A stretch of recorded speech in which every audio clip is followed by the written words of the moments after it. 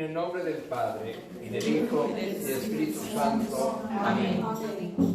Te pedimos, Señor, que estés presente hoy con nosotros. Queremos profundizar con cariño, con emoción, con amor, en lo que fue tu obra de gracia en María Mazzarello. Tú la escogiste a ella, Señor, para preparar con tus intervenciones divinas el terreno fértil en donde floreció ese grande y frondoso árbol que hoy cobija a miles y miles y miles de jóvenes y de feligreses, y también a miles de hijas de María Auxiliadora. Te pedimos, Señor, que nos permitas contemplar la obra de tu gracia, la obra que tú has inspirado a María Mazzarello, para que podamos, bajo su ejemplo y protección, continuar la misión que tú le confiaste en esta tierra y que ella, juntamente con Don Bosco, estableció para gloria tuya y para honor de la Santísima Virgen María. Te lo pedimos, oh Padre, por Cristo nuestro Señor. Amén.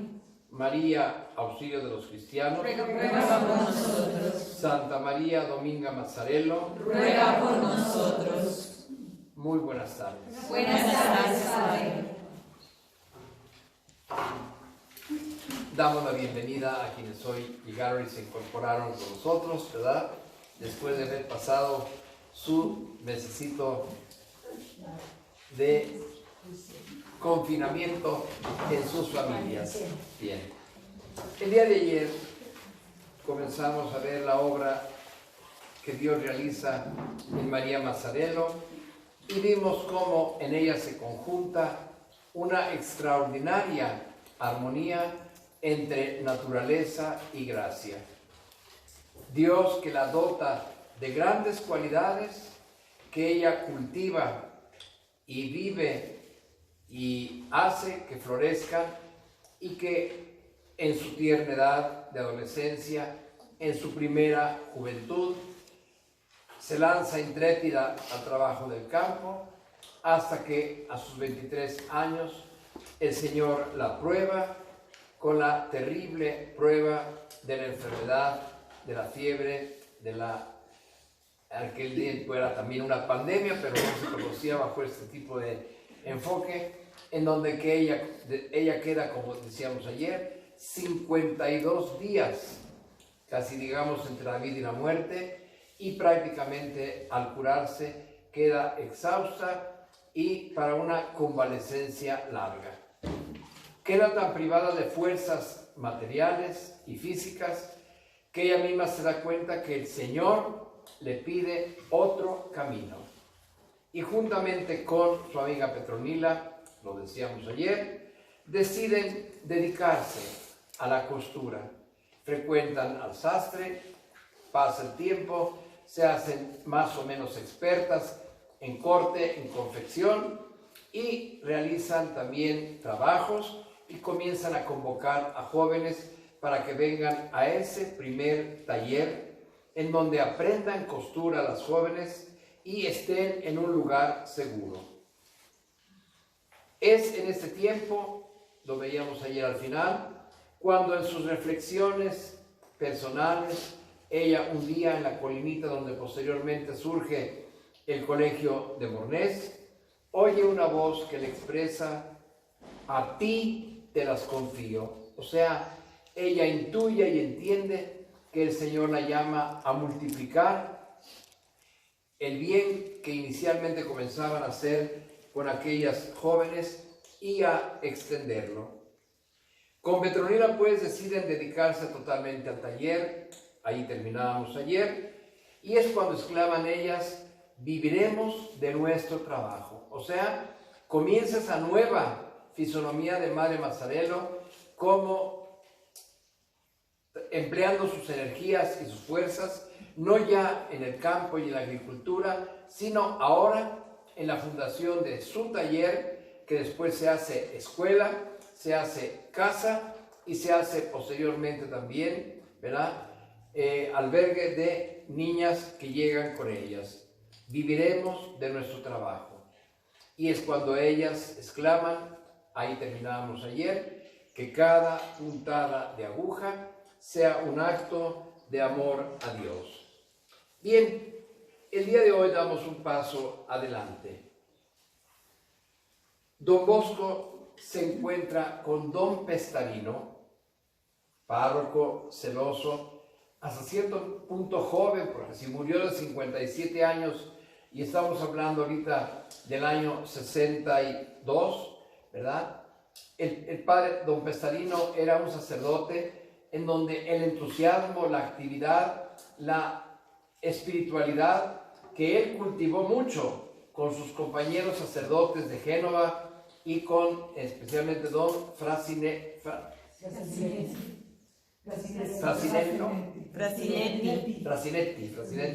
¿verdad? Entonces él en ese momento alimenta muchísimo no solo su espiritualidad, sino también su ímpetu e inquietud apostólica. Don Bosco se encuentra con Don Pestarino en 1862. De inmediato surge una connaturalidad mutua, la misma que posteriormente va a surgir cuando se conozcan María Mazzarello con Don Bosco. Queda tan entusiasmado Don Pestarino de Don Bosco que Don Pestarino va a Baldoco y pasa un tiempo en Baldoco, percibe la empatía con el proyecto de Don Bosco y se hace salesiano. Don Pestarino fue salesiano, sin comunidad y sin estar en una casa salesiana, pero ya asimilado completamente lo que era el espíritu de Don Bosco y los ideales que Don Bosco estaba realizando en Baldoco. Regresa a Mornese para continuar su apostolado en el pueblo y sobre todo en la parroquia.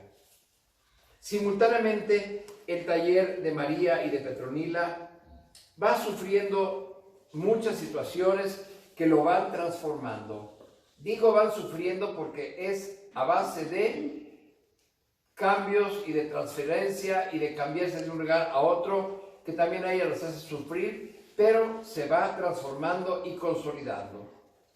Al trabajo acompañan ellas la oración y las visitas a Jesús sacramentado, que es lo que para ellas les significaba mucho estar en una casa cerca del templo, cerca de la parroquia.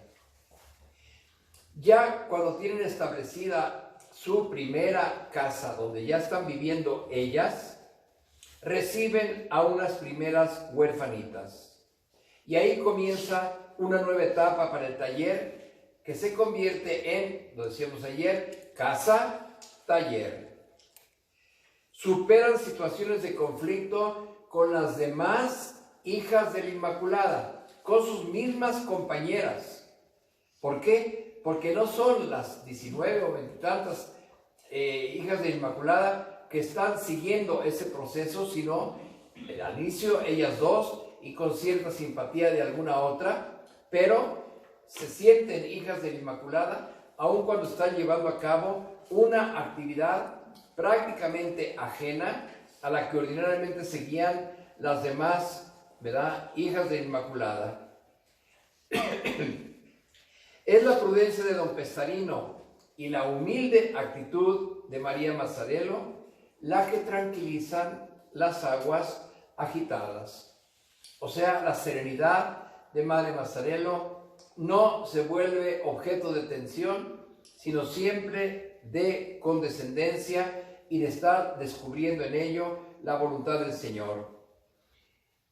Ellas intuyen la necesidad de convocar y atender a más jóvenes, sobre todo en los días festivos, y a ellas quieren proporcionarles juego, asistencia, clase de catecismo, asistencia a las funciones sagradas, y anticipan en esta forma el oratorio salesiano al estilo de Don Bosco. Todavía María Mazzarello no conoce a Don Bosco, pero ya mientras tanto tiene taller, casa y en este momento escuela y un lugar en donde recibir también a más jóvenes en forma de oratorio, llevándolas a todas a través de la vida de gracia a frecuentar en la parroquia la devoción eucarística y mariana, ¿verdad? Anticipado pues así un oratorio salesiano al estilo de Don Bosco, hace que las intervenciones de María Mazzarello en ese tiempo se encuentren impregnadas de una pedagogía innata. Nunca estudió pedagogía María Mazzarello, nunca estuvo en una escuela, pero su connaturalidad y su innata capacidad de comunicarse hacen que se convierta en una pedagoga, manifestando todo esto en su acción y en la conducción de la obra que estaba en sus manos. O sea, ella guía, conduce, dirige, le da ímpetu y va dándole configuración a esa realidad que estaba ahora en sus manos. ¿Qué se refleja en esta época en María Mazzarello? Su bondad, su firmeza, la claridad de su pensamiento. O sea, aun cuando no tenía grandes estudios, su pensamiento era muy profundo. Era un pensamiento alimentado por la vida de gracia, alimentado por todo lo que era su reflexión. Aquí también nos encuentra revelado el tino y el acierto para sus intervenciones en el manejo de esa obra que comienza a ser compleja. Ya lo dije, taller, casa y oratorio. Y oratorio con actividades, ¿verdad?, que traían consigo ya el envolver a más y más personas. Finalmente, hablábamos del 62, 63, 64. En el otoño de 1864 se realiza su primer encuentro con Don Bosco. Es un encuentro providencial, un encuentro que el Señor tenía puesto en sus designios. Cada año Don Bosco, desde muchos años atrás, llevaba a sus muchachos primero a Ibequi, en su casita, y ahí reunía a sus muchachos y los entretenía en vacaciones. Pero poco a poco fue teniendo pequeñas excursiones a santuarios marianos de alrededor, y luego ya se fue lanzando más y más lejos, ¿verdad?, para llevar a sus muchachos a parroquias un poquito más distantes. Llega el momento en que Don Bosco programa un paseo otoñal con sus muchachos y se dispone a llegar hasta Mornese, invitado por Don Pesarino. Lleva Don Bosco 100 muchachos. Imaginemos lo que significaba eso. Llevaba la banda, llevaba coros, llevaba grupo de teatro, llevaba juegos para entretenimiento, etc. Él llevaba toda su riqueza sacerdotal para convertirla en predicación, en celebraciones, en atención de confesiones, en atención de los feligreses, con los que compensaba él la hospitalidad que le daban en los lugares a donde él llegaba. Entonces, Don Bosco programa en 1864, en el otoño, su tradicional paseo con sus jóvenes. Programa estar en Mornese, a donde llega del 7 al 11 de octubre de 1864. Dos fiestas de la Virgen suceden en ese tiempo, la del Rosario y la de la Divina Maternidad de María. María Mazzarello y el grupo de las Hijas de la Inmaculada se prodigan en atenciones para todos los preparativos que les permiten recibir y atender a esos 100 muchachos que llegan con Don Bosco. Tienen que conseguir colchones, frazadas o colchonetas, lugar, espacios y todo, ¿verdad?, alimentos para poderlos atender. La atención hacia los muchachos es increíblemente satisfactoria, como lo era en otras parroquias a donde llegaba Don Bosco. Don Bosco realiza las funciones sagradas, predica a toda la población y todo el mundo quedaba encantado y fascinado con Don Bosco. ¿Qué hace María Mazzarello? No solamente está atenta a preparar y a hacer de jefe en todo lo que fueron esos preparativos para los muchachos de Don Bosco, sino que María Mazzarello, como María al pie de Jesús cuando llega a Betania, escucha atentamente a Don Bosco, lo sigue con particular sensibilidad. María Mazzarello queda admirada, queda prendada de la personalidad de Don Bosco. Y es cuando exclama convencida y llena de admiración la frase tan hermosa que ustedes siempre han escuchado: Don Bosco es un santo y yo lo siento. La percepción de la connaturalidad con la cual el Señor une en ese momento el destino de dos almas que Él tenía preparadas o estaba preparando para su proyecto, ¿verdad?, en función del futuro Instituto de las Hijas de María Auxiliadora.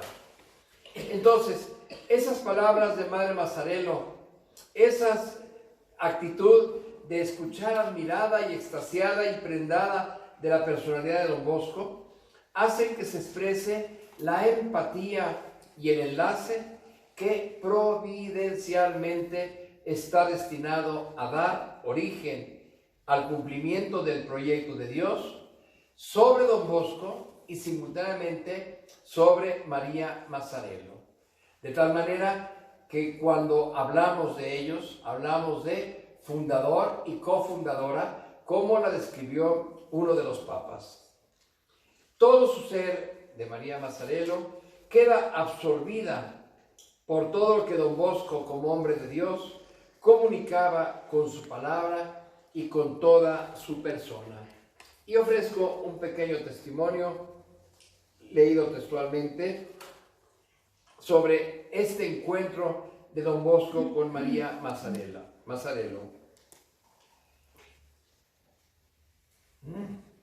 Don Bosco es un santo y yo lo siento. Por parte de Don Bosco, el encuentro con las hijas de la Inmaculada es de pocas palabras, pero tan alentadoras, sencillas y cálidas, que eran como esas hogueras que se encienden de noche, ¿verdad? Y que cuanto más las miras, más se enciende el corazón, porque el fuego se extiende. Tuvieron días de mucho trabajo. Petronila contaba que había pasado toda la noche haciendo tallarines para la comida de todas aquellas bocas, ¿verdad? Hacia el anochecer, Don Bosco reunía a todos los jóvenes y en presencia de toda la población daba las tradicionales buenas noches, ¿verdad? Se buscaba María Mazzarello un lugar en el patio, un punto estratégico para donde ella pudiera ver y oír a Don Bosco. Todo su ser estaba absorbido por aquel hombre de Dios y por lo que comunicaba con la palabra y con toda su persona. Todas las hijas de la Inmaculada, incluida Ángela Macaño, ¿verdad?, a la que Don Bosco también le había causado muy buena impresión, venían a escucharle. Pero ninguna se mostraba tan alegre como María Mazzarello.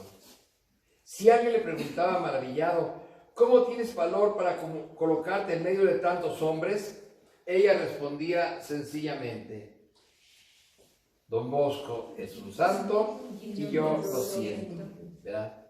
Era, el mes de octubre de 1864, en la fiesta de la maternidad de María. Bien, esta complementariedad que en los planes de Dios estaban puestos providencialmente para un futuro, solamente quedan aquí como un chispazo que generó la futura fecundidad, que se expresaría en el nacimiento de una congregación de almas consagradas enteramente a la salvación de las jóvenes. El punto de llegada de la providencia era este: la fundación del Instituto de las Hijas de María Auxiliadora. Este encuentro se encaminó posteriormente a un proyecto de fundación realista y sólido. Si al principio es intuición, cariño, emotividad, sentimiento, admiración y ese quedar cautivada por Don Bosco, posteriormente se hace un fecundo y proyecto realista y sólido. La providencia dio señales para madurar lo que Don Bosco había concebido. Don Bosco también había tenido indicaciones del cielo. Don Bosco también había tenido varios sueños que en realidad sabemos que eran visiones.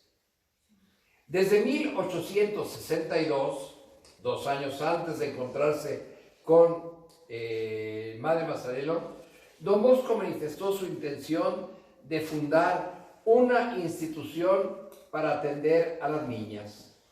Y esto Don Bosco lo sueña 2 veces. Y es cuando él no se resiste a ver que realmente la mano del Señor, la mano de la Santísima Virgen María, lo estaba invitando a realizar ese proyecto. En un principio, Don Bosco no pensó fundar la rama femenina de su familia religiosa. Tras algunas ilustraciones celestes y los consejos renovados de Pío IX, se convenció de que era voluntad de Dios. Una alusión lo había tenido en un sueño, pero después don Francesca recuerda que oyó contar a Don Bosco que había soñado 2 veces que se encontraba en Plaza Vittorio de Turín y que había visto un grupo de chicas que jugaban y le pedían que las atendiese, y que una noble señora le había dicho: cuídalas, son mis hijas. Hermosas frases que ustedes, hijas de María Auxiliadora, tienen bien seleccionadas y puestas y cinceladas en el origen de su vocación. Cuídalas, son mis hijas. Y es ahí cuando después tiene Don Bosco el diálogo con Don Lemoine, ¿verdad? En donde Don Bosco se queda dudando cuando Don Lemoine le dice: no hará nada por las chicas. ¿No le parece que si tuviéramos también unas hermanas sería la coronación de su obra? Ellas podrían hacer por las chicas lo que nosotros hacemos por los muchachos, ¿verdad? Don Bosco le dijo: sí, también esto se hará, pero no inmediatamente, ¿verdad? Bien, entonces, Don Bosco no es que dudara, sino que sabía que tarde o temprano llegaría ese momento, y sobre todo sabiendo que ya la señora de sus sueños le había pedido: cuídalas, son mis hijas. Dejo a un lado el sueño para seguir, pues si no acabamos.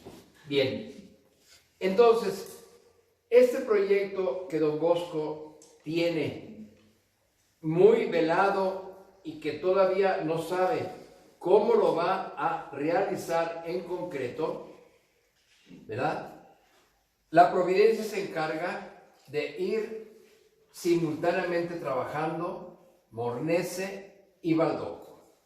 Como les decía ayer, una compañía de la Inmaculada en Baldoco da origen a la Sociedad Salesiana con aquellos 17 entusiastas jóvenes, miembros de la Compañía de la Inmaculada, fundada por Domingo Savio. Y acá en Mornese la providencia prepara hijas de la Inmaculada con Don Pestarino, viviendo también una experiencia de consagración inicial y, si ustedes quieren, muy sumaria y no con la formalidad de congregación religiosa, pero sí con la entrega generosa de ellas hacia Dios y hacia la Santísima Virgen María. Así que ese proyecto de Dios guiado e inspirado por María, era que un naciente instituto diera vida a una obra destinada a las jóvenes, con el mismo espíritu, con el mismo compromiso de obra educativa y apostólica, con el estilo y la pedagogía y experiencia de Don Bosco en Baldoco. O sea, no se trataba de fundar por fundar, sino de tener la garantía de que esta nueva obra iba a continuar el mismo compromiso educativo y apostólico y el estilo de una pedagogía y experiencia salesiana, como la que tenía Don Bosco en Baldoco. Y esto María Mazzarello lo tenía en una forma innata que le hizo posteriormente poner al servicio del instituto.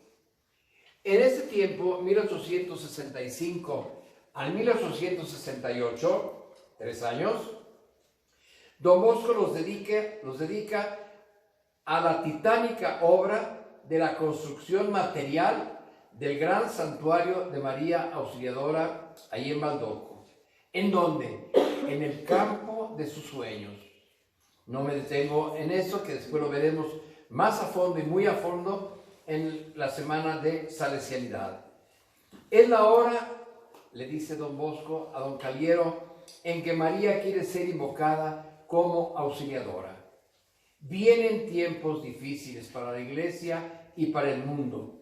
Se requiere el auxilio amoroso de María, la Virgen de los tiempos difíciles. Y Don Bosco, en aquel sueño del año 44, sueña, ¿verdad?, aquella grande iglesia en donde estaba escrito en el frente: esta es mi casa, de aquí saldrá mi gloria. Hic domus mea, inde gloria mea. Entonces, Don Bosco primero dedica todas sus energías, 3 años, a construir ese grande templo en honor de María Auxiliadora. Lo inaugura en junio del año 68, ¿verdad? Y para Don Bosco es una grande satisfacción el ver cómo, sin medios y sin recursos, la Virgen María, ¿verdad?, construyó su casa. Tenía Don Bosco una frase muy hermosa: edificavit sibi domum María. María se construyó a sí misma su propia casa. Llegó a decir Don Bosco: cada piedra de este santuario es una gracia y un milagro atribuido a la Santísima Virgen María. Simplemente recordemos la pequeña escena simpaticísima de cuando ponen la primera piedra. Solemne estaba uno de los príncipes de la casa Saboya, etcétera, grandes personalidades, y después de la primera piedra Don Bosco saca su monedero de la bolsa y le dice al contratista: te voy a dar un primer adelanto a cuenta de la obra. Abre el portamonedas y le da unos cuantos céntimos, pero le dice: María Auxiliadora garantiza la construcción de su santuario. Y así fue como, gracias, bendiciones, milagros e intervenciones de María, le permitieron construir, ¿verdad?, el santuario de María Auxiliadora. Esta es mi casa, de aquí saldrá mi gloria. Mientras tanto, en Mornés, el clima de la casa taller oratorio del 64 al 68 al 72 era un clima de sencillez, de pobreza, de alegría. María Mazzarello trabajaba para que el ambiente fuera de amabilidad, de paciencia y de verdadero gozo interior y exterior. Gozo interior y exterior, que es la palabra que después caracteriza a María Mazzarello cuando con una sola expresión habla de alegría. Esa alegría de vivir contagiante e irradiante que ella vive desde dentro y la manifiesta hacia afuera. En 2 ocasiones posteriores, Don Bosco visita Mornese. Ya tiene el clavito clavado de lo que quiere. recibiendo pruebas de muchísimo afecto, veneración y cariño de parte de toda la población y sobre todo de las hijas de la Inmaculada. Mientras tanto, don Pestarino, que tenía su herencia y sus guardaditos y su dinerito, tenía un terrenito en las afueras de Mornés, hacia arribita, en una colinita, ¿verdad? En donde don Pestarino decide construir un colegio. Don Bosco asume también eso como un compromiso y delante de toda la población comunica que se va a construir un grande colegio en esa colinita y que va a ser el resultado de la colaboración, del trabajo de todos, que será un colegio salesiano, digamos, bueno, una obra salesiana para los muchachos. El pueblo se vuelca entusiasmado ante este anuncio y por lo tanto, ¿verdad?, secundando a don Pestarino, se realiza la colaboración de toda la población. Un terreno ligeramente fuera de la población trae consigo el proyecto de un gran colegio al que don Bosco prometió enviar sus salesianos para la atención de los jóvenes. ¿Qué quiere decir? Que la expectativa de la gente es la atención de los muchachos. Este entusiasmo y esta colaboración hacen que todos trabajen, todos surtan materiales, acerquen lo que se requería para la construcción. Las mismas niñas y jóvenes de la casa de María Mazzarello lo hacen, madres de familia, padres de familia, dan su mano de obra para lograr este proyecto. Varias veces se interrumpió este proyecto porque la mano de obra de los varones fue reclamada para ir a luchar en los ejércitos que tenían que armarse contra los estados pontificios y para poder extender lo que era ya el reino de Italia. Bien, don Bosco manda varios salesianos de visita a Mornés en este tiempo, o sea, don Bosco está trabajando simultáneamente, ¿verdad?, su fundación. Y llega el momento en el cual don Bosco, ya pensando en algo más sistemático y serio, envía a las hijas de la Inmaculada un pequeño reglamento escrito de su puño y letra con 4 puntos. Con este pequeño reglamento su intención era irlas preparando para la futura condición de consagradas. ¿Qué les pedía don Bosco a las hijas de la Inmaculada? Ejercicio especial de la presencia de Dios, expresado en jaculatorias. Recordemos que para don Bosco era vital el mantener su unión con Dios, no solo con la oración explícita realizada ante el Santísimo, sino con las pequeñas jaculatorias, ¿verdad?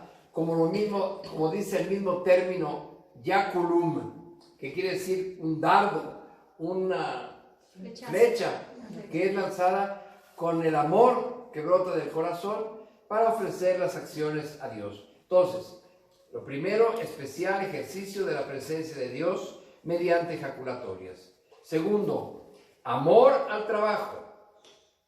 Decía don Bosco en ese papelito, me mantengo con el sudor de mi frente. O sea, ese trabajo tenía que ser un trabajo productivo, que fuera característica de sus talleres, ¿verdad? Al principio que él los quería escuelas y que simultáneamente al producir facilitaron el autofinanciamiento de sus mismos talleres. Tercero, trabajo constante sobre el propio temperamento, o sea, una actividad interior de ascética, ¿verdad?, para poder autodominarse, autocontrolarse y vivir en ese trabajo constante, ¿verdad?, sobre el propio temperamento. Y cuarto, verdadero celo por la salvación de las almas. Oración, trabajo, ascesis y apostolado. 4 puntos fundamentales que don Bosco les marca y que son, como quien dice, el preludio, ¿verdad?, de lo que en el futuro serán unas constituciones ya formales para fundar un instituto. Las obras del Colegio de Mornés se interrumpen en varias ocasiones sin concluirse. Llega el momento, en el año 72, en que don Bosco reúne a su consejo y les propone fundar la rama femenina de la sociedad salesiana. O sea, don Bosco no seguía solamente por su parecer, sino convoca a su consejo, les propone ya formalmente la idea y recibe una aprobación unánime. En uno de los viajes de don Bosco a Roma, don Bosco consulta al Papa Pío IX directamente sobre este proyecto. Al Papa le pareció bueno y que podía hacerse para la mayor gloria de Dios. El Papa Pío IX le pide a don Bosco que tengan los mismos objetivos, esta fundación, de la sociedad salesiana, pero para las jóvenes. Y es ahí cuando don Bosco determina que se llamarán Hijas de María Auxiliadora. Después de haber construido el grande santuario en que cada piedra era una gracia concedida por la Virgen María, ahora quiere construir un templo de piedras vivas. Cada una de ustedes, cada una de las hijas de María Auxiliadora que han existido en el mundo. Monumento vivo, piedras vivas. Hermosísima intuición de don Bosco, en donde con la misma vehemencia con la que construyó físicamente el santuario, quiere construir este otro santuario hecho de piedras vivas. Y es lo que se ha conservado siempre en la espiritualidad de las hijas de María Auxiliadora. Don Bosco comunica a don Pestarino que va a tener la formalidad de dar inicio a la vida consagrada de las hijas de la Inmaculada. Y don Bosco decide que la nueva comunidad religiosa se va a trasladar al colegio inconcluso de Mornese. ¿Qué significaba esto, queridas hermanas?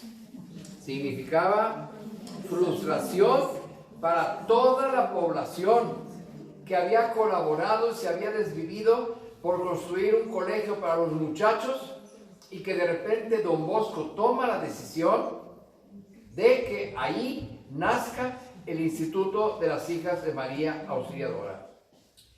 Don Pestarino sufre la inquietud de que el pueblo será contrario a esta decisión. Y deciden con don Bosco que se les propondrá hacerse religiosas a las más obedientes, hasta las pequeñas cosas, de las hijas de la Inmaculada, a las que no se ofendan con las correcciones y a las que se manifiesten con espíritu de mortificación. Entonces, obediencia en las pequeñas cosas, no ofenderse con las correcciones y manifestarse con un espíritu de mortificación, ¿verdad? Son las palabras textuales que están en la cronohistoria, pero que aquí están referidas, ¿verdad?, directamente.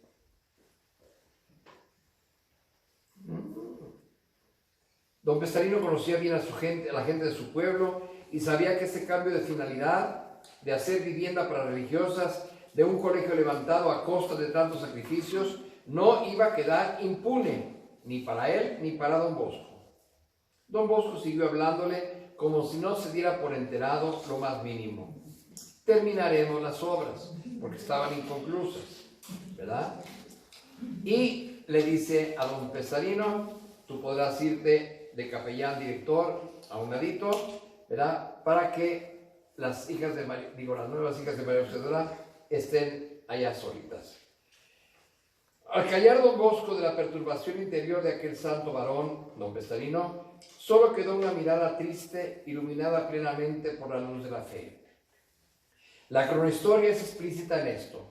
Sabemos que cuando don Bosco terminó de exponer su proyecto, de los labios temblorosos de don Pestarino no salió más que esta pregunta: ¿cómo haré para conocer quiénes de entre las hijas de la Inmaculada tienen vocación?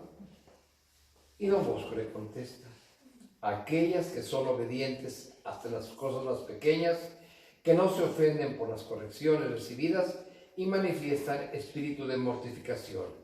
Respuesta admirable. Don Bosco no era un padre amo que quiere dominar, sino un hombre de Dios. Quería ejecutar los proyectos que él reconocía no como suyos, sino como proyectos de Dios, pero realizados con grande ternura en favor de sus hijos, ¿verdad? Se ganó y tranquilizó a don Pestarino, ¿verdad? Y lo animó a continuar llevando adelante, ¿verdad?, lo que la providencia iba a realizar. Bueno, don Bosco, ya con la decisión de fundar las hijas de María Auxiliadora, con las que tuviesen vocación a la vida religiosa de las hijas de Inmaculada, don Bosco redacta un esbozo de unas primeras reglas para el naciente instituto. En ese tiempo, 1872, don Bosco se enferma gravemente en Varazze, cerca de Génova, ¿verdad? Las hijas de Inmaculada llegan incluso a ofrecer su vida por él, y entre ellas María Mazzarello. Don Bosco se repone de esa grave enfermedad y va a Mornese. Tiene que elegir a las nuevas hijas de María Auxiliadora de entre todas las hijas de Inmaculada. Don Pestarino reúne a las 27 hijas de Inmaculada. Ellas, 27 reunidas, eligen a una superiora y resulta María Mazzarello con 21 votos. Ella no se siente capaz, pero acepta por obediencia a don Bosco. En ese momento, ya con don Bosco, diseñan y elaboran el esbozo del primer hábito que tuvieron las hijas de María Auxiliadora, que era un hábito gris, ¿sí, verdad? Gris. Yo creo que fue café.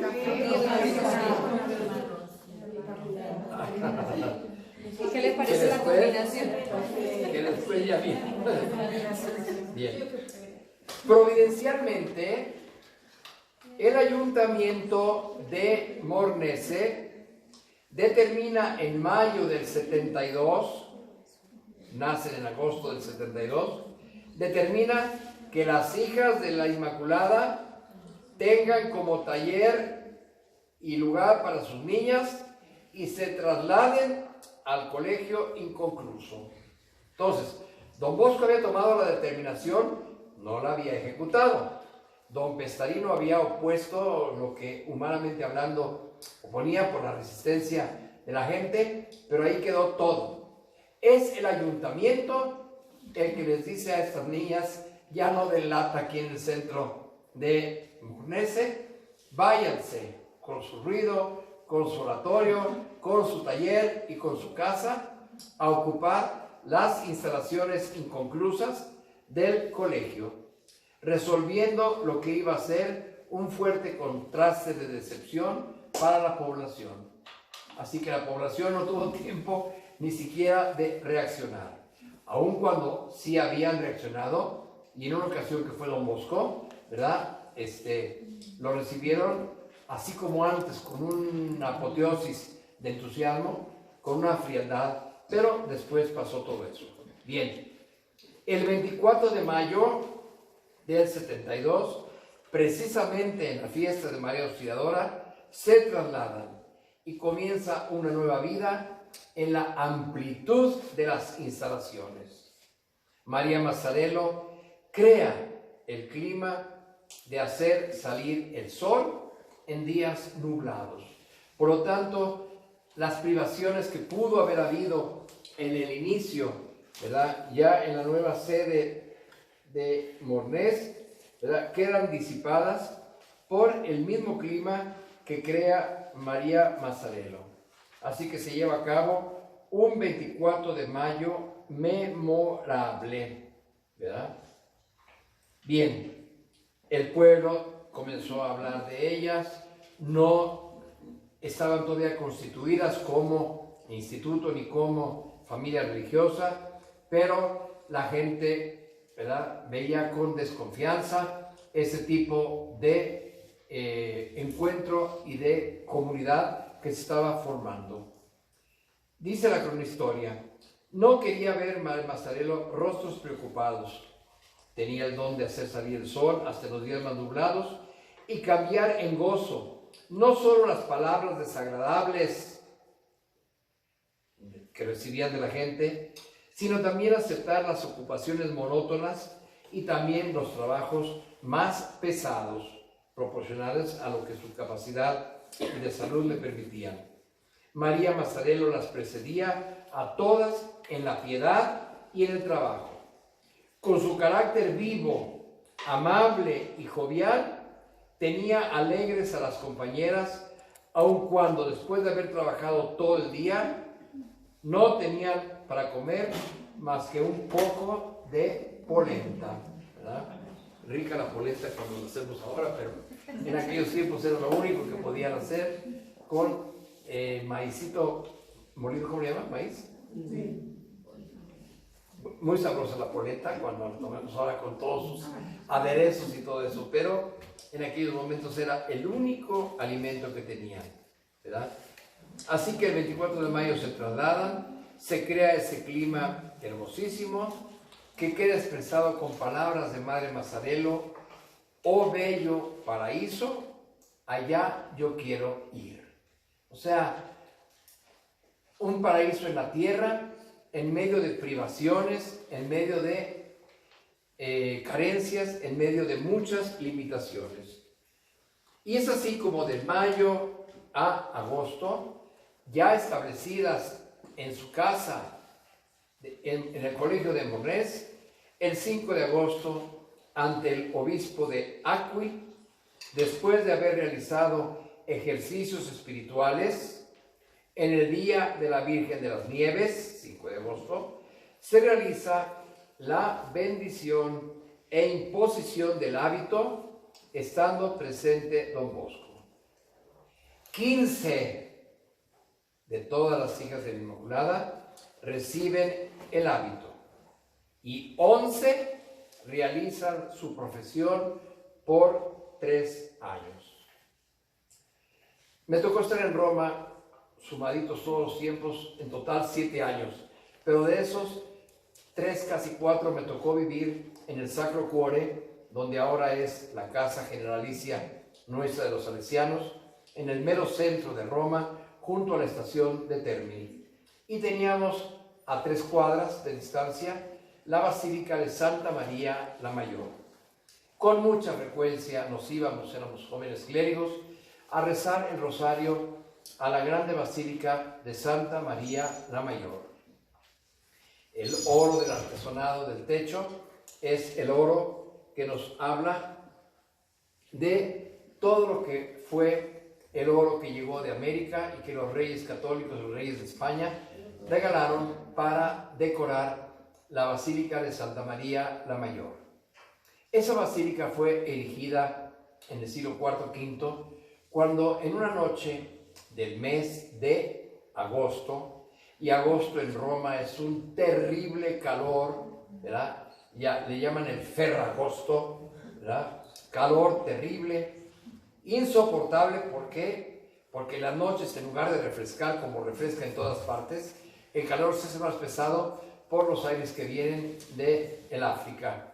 Bien, En una noche del 4 al 5 de agosto, la Virgen María se aparece al Papa y a una familia romana y les pide que en la superficie que al día siguiente van a encontrar cubierta de nieve, se construya la primera basílica en honor de la Santísima Virgen. Y efectivamente el 5 de agosto, una superficie de la colina del Esquilino amanece toda ella cubierta de nieve, la delimitan el Papa y las familias romanas, y ahí se construye la grande Basílica de Santa María la Mayor. Todavía en la actualidad, me tocó estar presente, el día 5 de agosto, durante la misa se canta el Gloria, y en el Gloria desde el cielo, desde el techo, levantan unas baldositas y cae una ininterrumpida lluvia de pétalos blancos que dejan cubierto todo el altar y la balaustrada, ¿verdad?, de pétalos blancos, recordando el milagro de Nuestra Señora de las Nieves. Ese es el privilegio que ustedes, queridas hermanas, van a tener el día 5 de agosto y que todas las demás hermanas han tenido, de realizar su profesión, siendo esa porción seleccionada de blancura, de belleza espiritual, de grande manifestación de privilegio de parte de Dios y de la Virgen, de constituirse el Día de la Virgen de las Nieves en hijas de María Auxiliadora. Dios se los conceda, ¿verdad?, y lo puedan llegar a realizar para poder vivir lo que vivieron aquel 5 de agosto de 1872, estando presente don Bosco, aquellas primeras 11 que realizaron su profesión y 15 que recibieron el hábito. Don Bosco en ese momento les dice: ustedes son, lo repito, el monumento viviente, son las piedras vivas de la gratitud a María por su continua intervención en la vida de la Iglesia, ¿verdad? Bien, falta mucho, pero de todas maneras, hasta aquí vamos a llegar el día de hoy.